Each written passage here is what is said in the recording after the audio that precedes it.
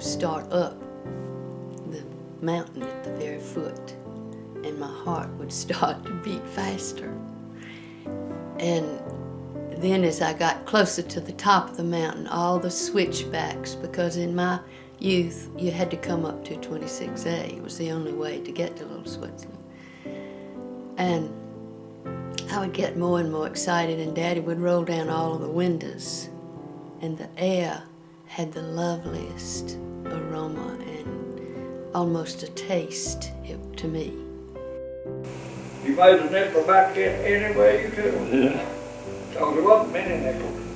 That's about the only way you go by and take back. And I'm growing up that way of making a penny about it.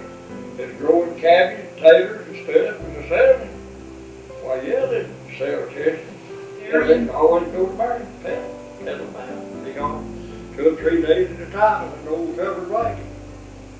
What people have to remember is that the Switzerland Company, because people were buying land and building houses, they were giving these people work. My grandfather, I don't know how he felt because, they didn't talk that much about that. But you can see how the relationships developed. Yeah, I mean, everybody up there loved Judge Clarkson. And everybody. I never did hear anybody, they just took him in like part of the family. We stood a little bit in awe of Grandfather. I mean, when he came into the room, he just totally dominated it. My other grandmother told me one time when I was, much older, that Grandfather always sort of stirred things up, and that she could remember one time they were sitting out on the porch, several people, and Grandfather came out and he got a discussion started that 2 of the people out there were on opposite sides, and then he left and they sat there. I mean, how could you not write about Harriet Clarkson? When you find a colorful character like that in the past, you have to tell that story. It was interesting to study him because his complaints about the Parkway were not that different from any landowner through whose land the Parkway was going to come, but to watch him have the power to manipulate the thing and to get access points and to get the right-of-way reduced to the narrowest point that it is in North Carolina, while lots of other people made the same complaints and weren't able to get any changes, was very instructive about the power, the impact of power and influence on the development of the Parkway. I went out to the old Switzerland Hotel every morning. I was about 5 or 6, to take a milk. They bought vegetables and milk. When Mama's garden was in, they'd buy vegetables for the hotel, and I'd take the milk every morning, delivery. Well, they had a colored man, George, I remember. He was a chef there. He fixed the meals. And I'd take the milk and I'd stand out there. Well, he learned that I'd wait for a cookie when I delivered the milk. So he'd come out a grinning with me a cookie. The inn is sort of bare looking, and this was before my time, because what I remember is the inn was a very elegant place with the, I guess it's chestnut bark all over it.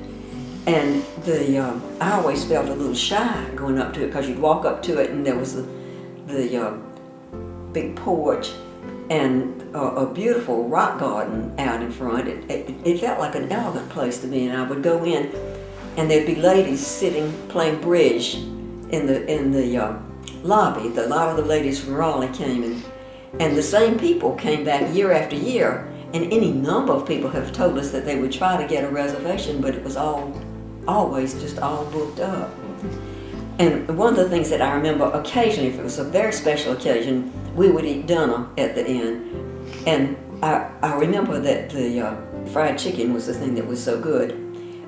And on the wall was a frying pan clock with the hands were a knife and a fork. Those are just the things that stick in your mind when you're little. There's an old store right about where the building starts out there. Where the post and the post office is in this side, and a store on that side and read Queen run it. Electricity didn't come until I was in college, and everybody got very excited. It was all wired up, and one year, and I think it came on for 5 minutes and went off for another year or something similar. It was a while before we really got electricity. And I can remember having kerosene lamps, kerosene stove, and taking my little candle up to bed when I would go up and reading as long as my eyes would hold out by a candle. And for some reason, they didn't ever seem to worry about our burning up or anything. Well, I was in college and got dragged up here in that cabin that was, had as much wildlife living inside as it did outside. And that wasn't my bag. I would rather be at Daytona. So I started out bad here. I really didn't like it, not for years. And then when I brought Mother up for the last time in '86, I could see that things needed to be taken care of, and there wasn't anybody left in the family to do it. So I came to work and then ended up loving it. So that's the way it works, simply. Little Switzerland for 25 or 30 or 40 years was very, very tiny. And to have 125 people living here who would walk to town and walk back, it was quite something. It really was. And the children all wore the same. They wore dark green shorts and white shirts, and they had a green scarf. So they all were dressed alike, and they sang the whole way into town to get ice cream. And they would come at Mr. Deal's, and then they would sing all the way back, and it was 2 miles there and 2 miles back. The mountains themselves are the main thing. They make it very conducive to people relaxing and sort of, kind of letting go of things, It sort of sets a tone when you come up here that you really have come to a place that's a little bit different than most places you're going to go to. We seem to have bred centenarians almost. I mentioned that Carrie Washburn is up in her 90s.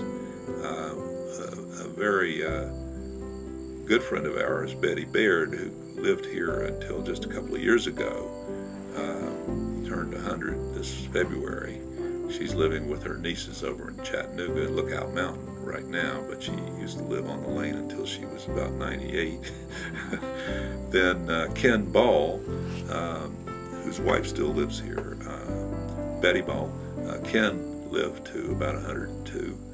Anyway, it seems that there's something about the air around here and the good living and, not too much stress that is good for people, I think.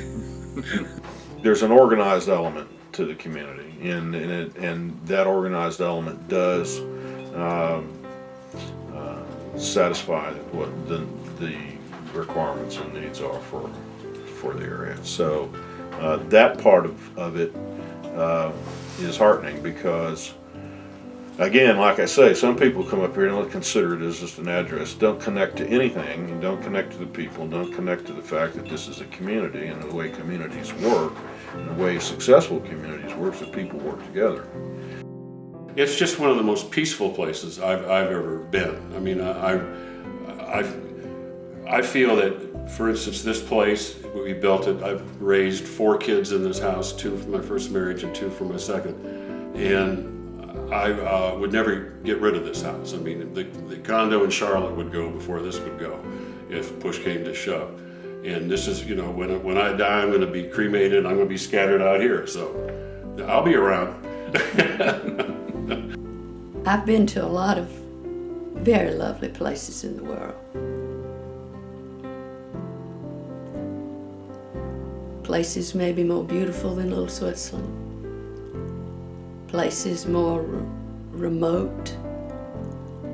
Places more undamaged than Little Switzerland. But I have never been to a place that touched me like Little Switzerland has done in my lifetime.